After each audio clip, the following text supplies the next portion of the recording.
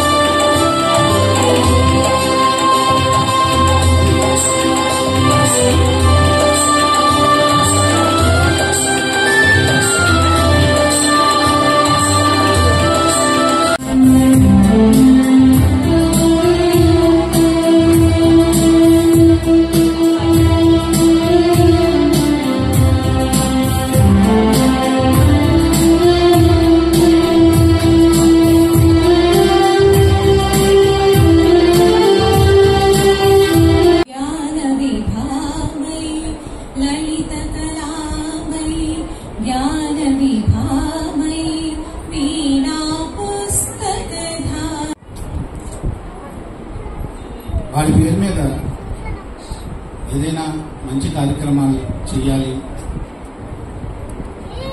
అనే మంచి ఉద్దేశంతో నేను, నా భార్య, నా కుటుంబం, మా పెద్దవాళ్ళు నన్ను ప్రోత్సహించారు.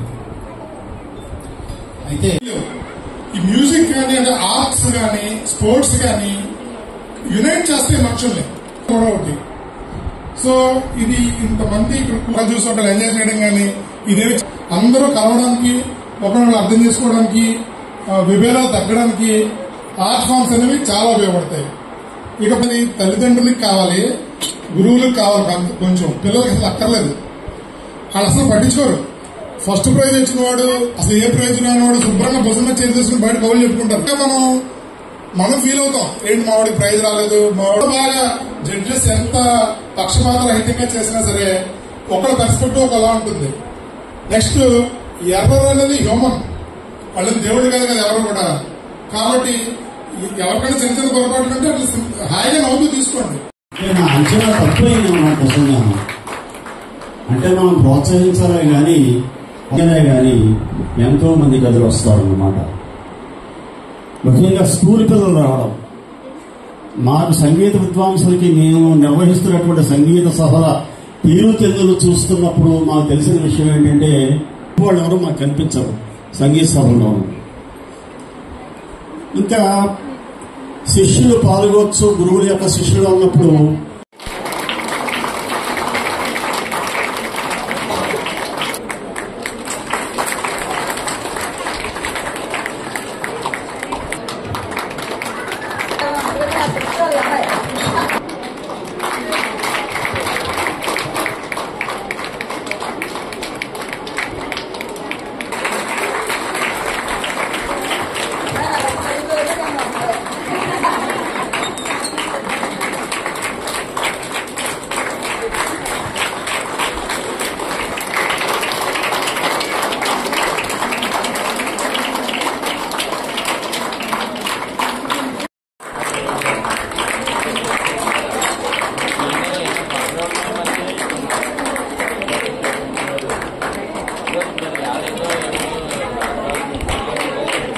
సార్ కొంచెం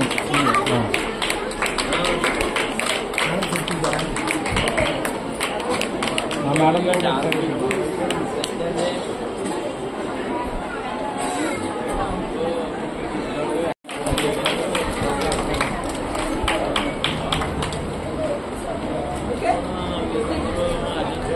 పిల్లల్ని స్టేజ్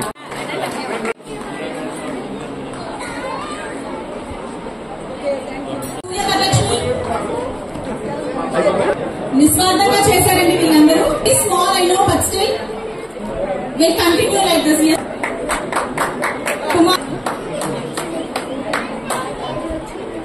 విశాలాక్షి, నవ్య,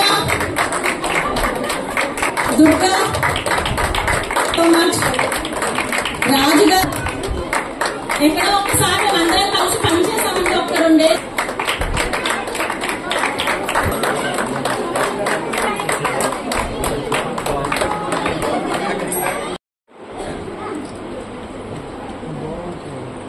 కొంచెం వెనకరండి గురుగారు.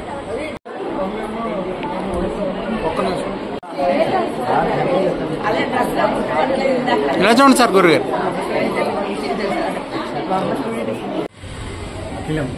అఖిలము పుట్టడానికి ముఖ్య ఉద్దేశం నా కొడుకు ఇటీవలే మరణించడంతో వాడి గుర్తుగా ఈ అఖిలం అనే సంస్థని మనం ఏర్పాటు చేయడం జరిగింది.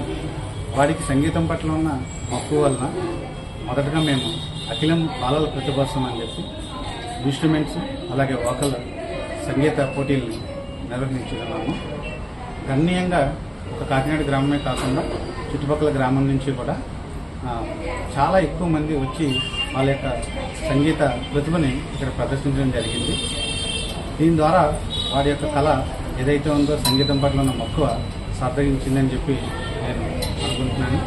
భవిష్యత్తులో ఈ అఖిలం పేరు మీద మరిన్ని సేవా కార్యక్రమాలు చేయాలని, తద్వారా వాడి ఆత్మ శాంతించాలని భగవంతుని కోరుకుంటున్నాను.